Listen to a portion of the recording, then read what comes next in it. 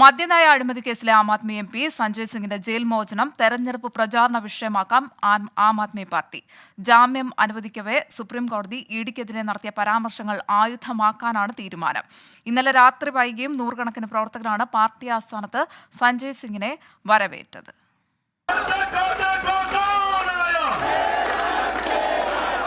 ലോക്സഭാ തെരഞ്ഞെടുപ്പിൽ ആം ആദ്മി പാർട്ടിക്ക് ലഭിച്ച തുറുപ്പുചീട്ടാണ് സഞ്ജയ് സിംഗ്. അരവിന്ദ് കെജ്രിവാൾ അടക്കമുള്ള മുതിർന്ന 3 നേതാക്കൾ ജയിലിൽ കഴിയുമ്പോൾ പുറത്തുവന്ന സഞ്ജയ്ക്ക് പ്രചാരണത്തിന് കൂടുതൽ ഊർജം പകരാൻ കഴിയും. അതിന്റെ വ്യക്തമായ തെളിവാണ് മോചിതനായ ശേഷം സഞ്ജയ് സിംഗിന്റെ വാക്കുകൾ. कल को भगवंत मान को गिरफ्तार कर लो, कह दोगे इस्तीफा दो. वो केरला के मुख्यमंत्री विजयन, उनकी बेटी पे जांच शुरू कर दी. ममता बनर्जी जी के भतीजे पे जांच शुरू कर दी. कहेंगे ममता बनर्जी जी इस्तीफा दे दो. പ്രധാനമന്ത്രി നരേന്ദ്രമോദിയെയും ബിജെപിയുടെ അധ്യക്ഷനായിരുന്ന ബംഗാരു ലക്ഷ്മണിനെയും പേരെടുത്തു പറഞ്ഞായിരുന്നു വിമർശനം. एक गुंडागर्दी का अंत हुआ है.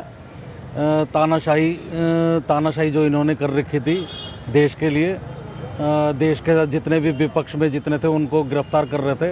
സഞ്ജയ് സിംഗിന്റെ ജാമ്യ ഹർജി പരിഗണിക്കുമ്പോൾ മദ്യനയ അഴിമതി കേസിലെ ഇഡി ആരോപണത്തെ ദുർബലമാക്കുന്ന സുപ്രീം കോടതിയുടെ പരാമർശങ്ങളും ആം ആദ്മി പാർട്ടി പ്രചാരണത്തിൽ സജീവമാക്കുന്നുണ്ട്.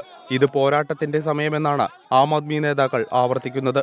ജയിലിൽ പോകുന്നതിന് മുൻപുള്ളതിനേക്കാൾ മൂർച്ചയുണ്ട് ജയിൽ മോചിതനായ സഞ്ജയ് സിംഗിന്റെ ശബ്ദത്തിന്.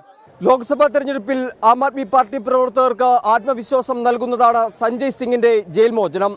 എന്നാലും ആം ആദ്മി പ്രവർത്തകർക്ക് പൂർണ്ണ സന്തോഷം നൽകുന്നതല്ല ഈ ജയിൽ മോചനം.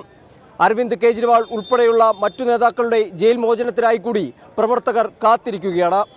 ക്യാമറാമാൻ മോഹൻ കുമാറിനോടൊപ്പം ആർ അച്യുതൻ, 24 ഡൽഹി.